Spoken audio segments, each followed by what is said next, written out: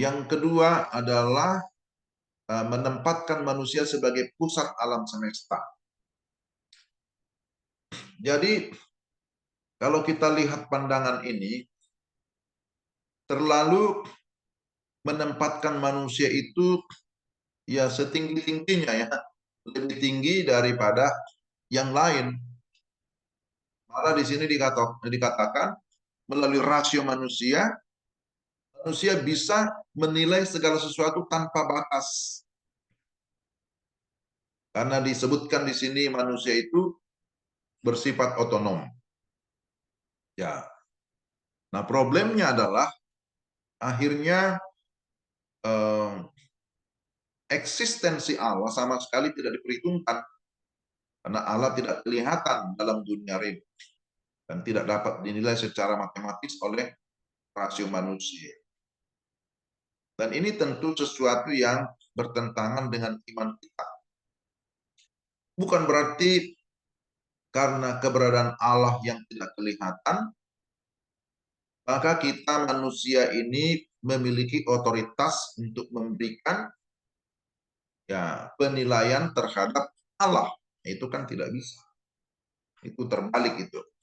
Kalau kita mengakui bahwa kita ini diciptakan oleh Allah, maka seharusnya kebergantungan terhadap Allah itu menjadi sesuatu yang mutlak. Nah, itu artinya bahwa kita adalah ciptaan ya. Jadi kita adalah ciptaan yang berpribadi. Betul. Bahwa kita adalah ciptaan yang bersifat pribadi ya. Maka ada istilah eh, kalau pribadi itu berarti eh, personal ya. Ya, persona atau personal. Jadi kita adalah eh, ciptaan yang hidup ya, bersifat pribadi.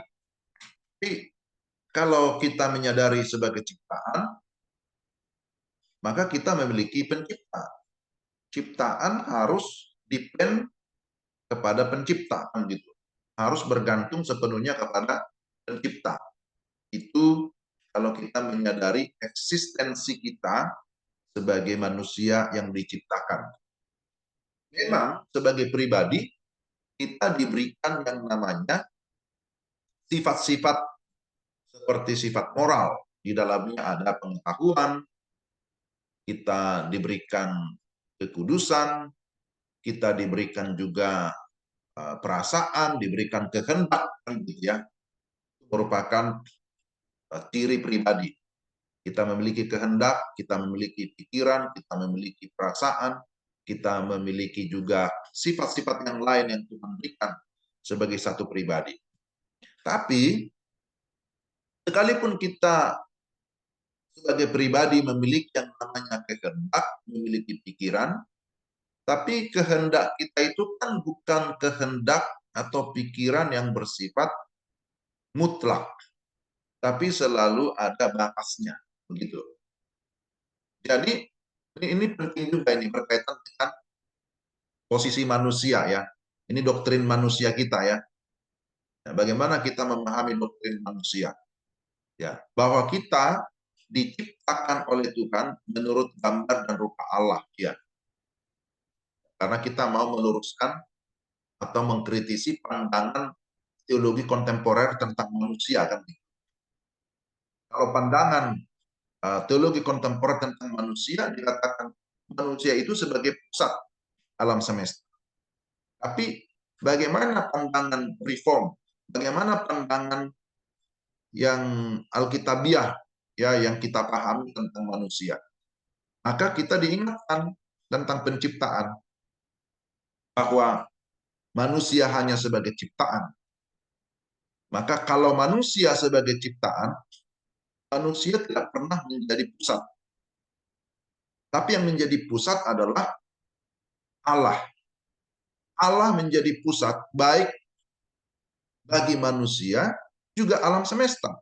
Karena manusia juga diciptakan Tuhan, alam semesta juga adalah ciptaan Tuhan.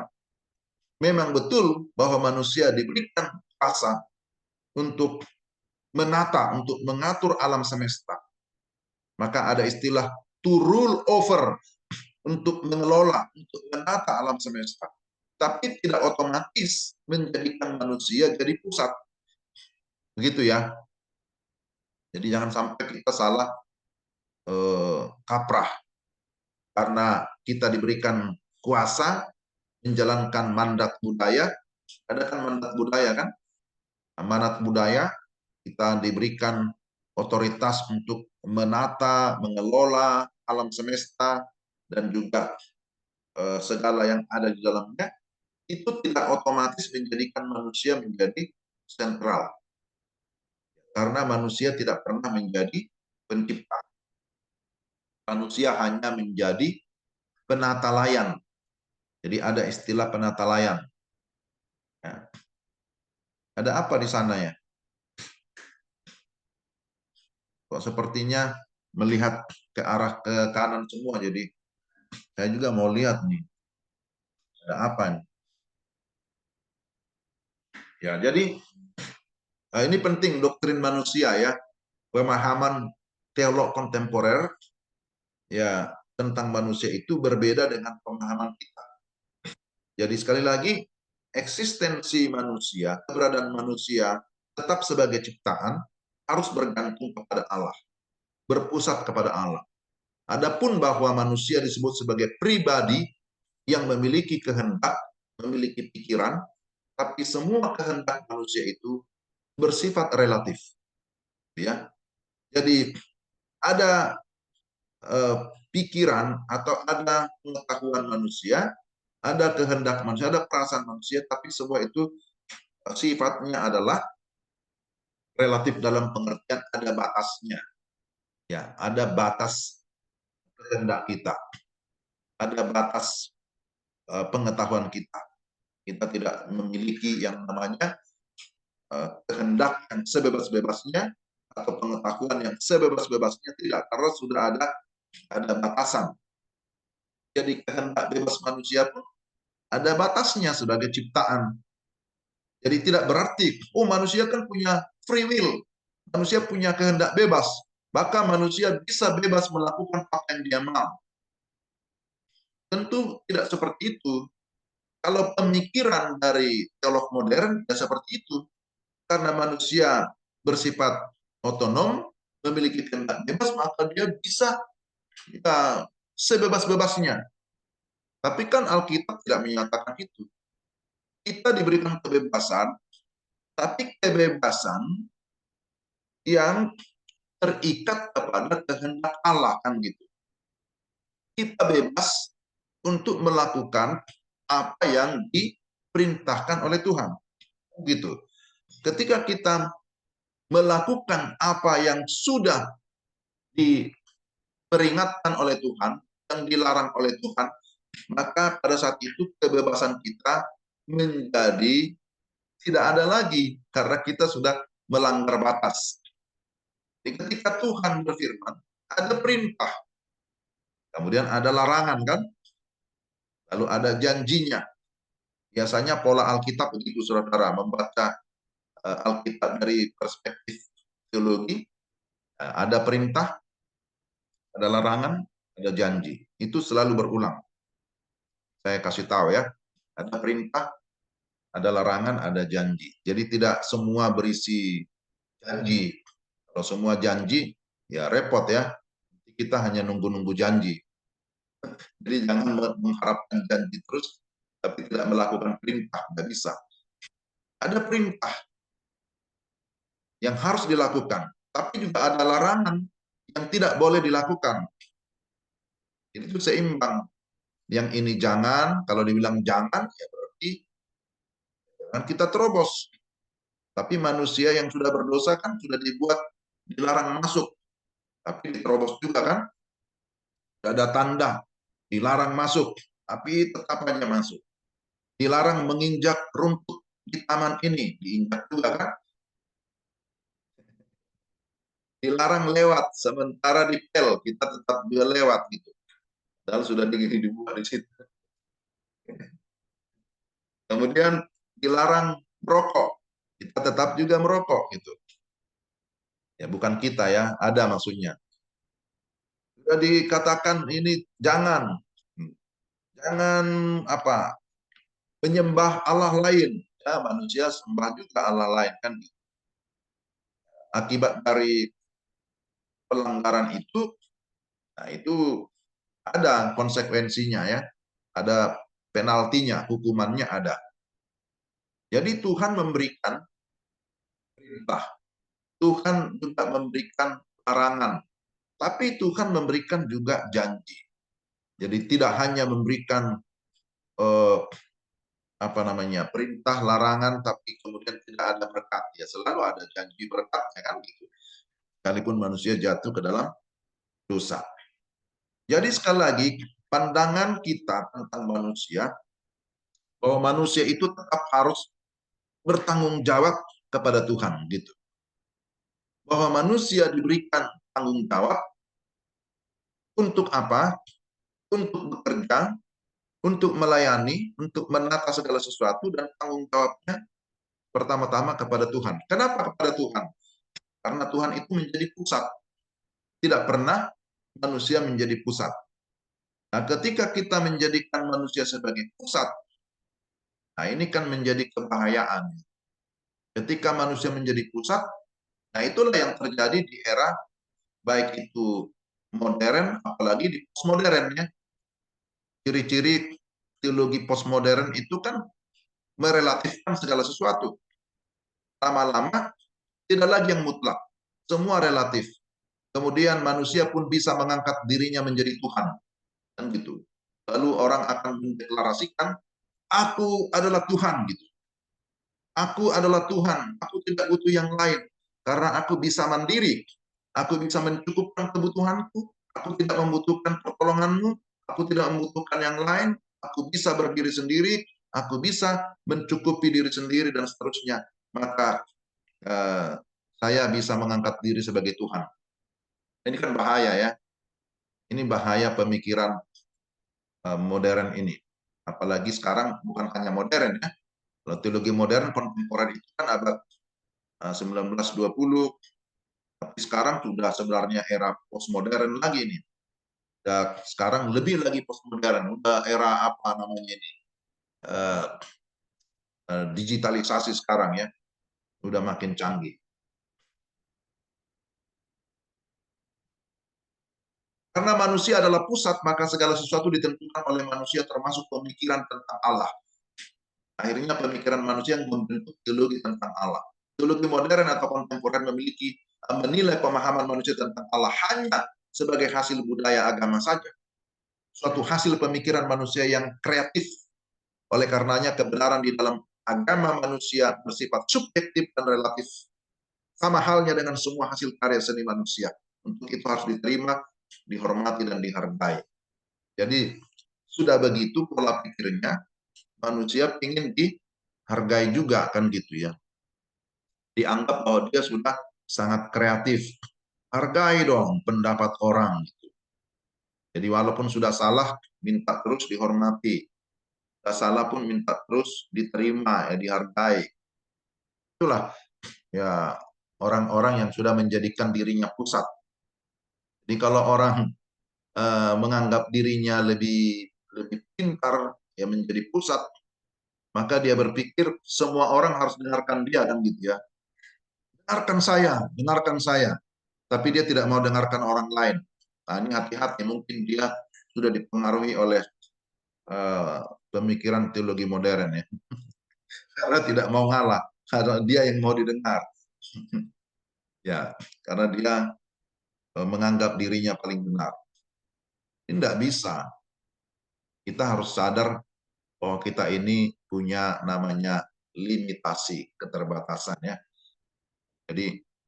Jadi sambil kita belajar teologi kontemporer, kita juga diingatkan kadang-kadang kita bisa kena pengaruh pemikiran-pemikiran yang seperti ini. Kemudian yang ketiga, dasar teologi kontemporer itu adalah memakai metode historis kritis. Dipakainya metode historis kritis dalam menyelidiki Alkitab, buktikan bahwa teologi kontemporer telah meninggalkan prinsip pemahaman iman Kristen yang tradisional. Itu kepercayaan pada doktrin inspirasi Alkitab. Alkitab tidak lagi dipandang sebagai buku suci yang diwahyukan dari Allah, tapi hanya menjadi objek penelitian, sebagaimana layaknya sebuah buku dokumen biasa. Nah, ini pola pikir yang mendasari teologi kontemporer ya. Jadi metode yang dipakai historis kritis, artinya lebih mengutamakan kepada rasio tadi untuk mengkritisi segala sesuatu. Tidak lagi menerima Alkitab sebagai wahyu, tapi malah hanya menjadi objek penelitian yang sama dengan dokumen-dokumen biasa yang lain. Nah, ini tentu juga bertentangan dengan pola pikir teologi reform misalnya ya. Kita kan tidak pernah menyangkal Alkitab sebagai wahyu Tuhan. Kita tidak pernah memperlakukan Alkitab itu sebagai objek penelitian kita semata-mata, bahwa yang membuktikan Alkitab itu benar bukanlah berdasarkan penelitian kita, bukan berdasarkan pendapat kita. Kita mau menolak bahwa Alkitab itu kebenaran, menolak bahwa Alkitab itu benar, itu tidak mempengaruhi yang namanya ya, sifat Alkitab itu sendiri. Ya, saya harap saudara-saudara sudah belajar juga ya tentang doktrin Alkitab, khususnya tentang sifat-sifat Alkitab. Sifat-sifat Alkitab itu macam-macam. Pertama, berkaitan dengan otoritasnya. Wibawa, ya, Alkitab itu memiliki wibawa. Wibawanya itu karena Alkitab itu diilhamkan oleh Allah. Tapi sifat yang lain dari Alkitab disebutkan bahwa Alkitab itu bersifat ineran dan juga bersifat infallible. Sudah pernah dengar istilah itu ya, ineran dan infallible. Bahwa ineran itu, ya kita juga sudah terjemahkan itu dalam bahasa Indonesia disebut ineransi Alkitab. Ineransi Alkitab berkaitan dengan ketidakbersalahan Alkitab pada naskah aslinya. Sedangkan infallible atau disebut dengan infallibility berkaitan dengan sifat Alkitab yang tidak mungkin keliru pada maksudnya. Tidak mungkin salah pada tujuannya, kan begitu. Bahwa tujuan daripada Alkitab akan membawa orang kepada pengenalan akan Tuhan, akan membawa orang kepada pertobatan. Karena itulah sesungguhnya fungsi daripada firman itu kan, untuk apa? Mengajar, untuk menyatakan kesalahan, untuk memperbaiki kelakuan dan mendidik orang dalam kebenaran. Bagaimana Wahyu 2 Timotius 3 ayat 16. Jadi bagi kita Alkitab itu berwibawa, berotoritas. Alkitab itu ineran, infallible. Dan Alkitab itu disebut dengan sufficient. Sufficient itu artinya cukup. Tidak perlu ditambah, tidak perlu dikurangi. Dan Alkitab itu juga disebutkan itu bersifat unity ya, satu kesatuan, perjanjian lama, perjanjian baru yang tidak bisa dipisahkan. Dan itu kita terima sebagai secret writing. Artinya apa? Istilah secret writing itu adalah kitab suci, tulisan suci, bukan buku dokumen biasa-biasa. Nah, ini hal yang sangat penting untuk kita pahami di dalam kita menolak pemikiran-pemikiran daripada teologi kontemporer. Sikap memperlakukan Alkitab hanya sebagai buku tulisan manusia dan bukan hasil inspirasi roh Allah telah menjadi ciri khas dan kritik naturalistik. Hal ini lahir dari keyakinan bahwa rasio manusia memiliki sifat yang otonomi dalam menilai isi Alkitab. Bahkan rasio manusia cukup mampu mengkritik kesalahan-kesalahan yang terdapat dalam penulisan Alkitab. karena Alkitab adalah tulisan manusia biasa. Ini menurut teolog kontemporer ya, bukan menurut saya, bukan menurut kita. Kemudian percaya pada konsep idealisme atau kemajuan. Pemikir modern pada dasarnya percaya bahwa manusia hidup dalam sejarah yang selalu akan mengalami kemajuan. Demikian juga dalam memahami Alkitab.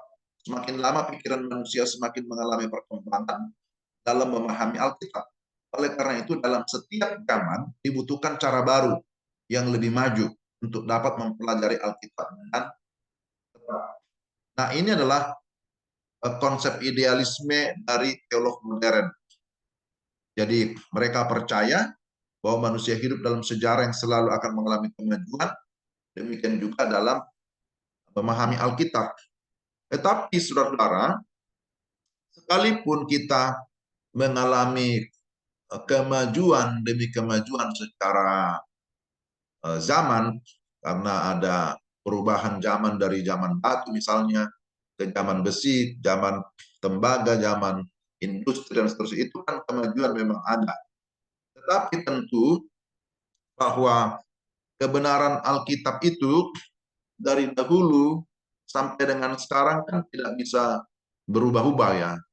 Bahwa apa yang merupakan maksud daripada penulis setiap kitab itu tidak mungkin berubah di setiap zaman. Tidak mungkin berubah. Sekalipun zaman ataupun sejarah mengalami kemajuan karena kemajuan teknologi dan lain-lain sebagainya, ya, pikiran manusia juga bisa mengalami perkembangan, tetapi apa yang merupakan tujuan Alkitab sejak semula, apa yang merupakan tujuan si penulis dari sejak semula itu kan tidak berubah. Itu. Jadi waktu orang belajar 500 tahun yang lalu tentang kitab Injil Yohanes misalnya, dengan orang belajar sekarang tentang kitab Injil Yohanes, apakah beda tujuan penulisan Yohanes yang dipelajari 500 tahun yang lalu dengan yang sekarang? Apakah beda tujuannya? Enggak beda, sama saja. Karena memang uh, Alkitab itu tidak berubah. Yang bisa berubah itu adalah pola pikir manusia, kan gitu ya. Tapi Alkitab itu tidak akan berubah. Tapi bagaimana kita memahami dan mengaplikasikan di dalam setiap era, dalam setiap zaman, nah itu yang penting. Maka waktu kita menyelidiki Alkitab, kebenaran apa yang ditemukan di sana, nanti di bagian aplikasinya yang perlu ditekankan. Bagaimana kita mengaplikasikan setiap bagian ini. Waduh, saya lihat jam, ternyata kita sudah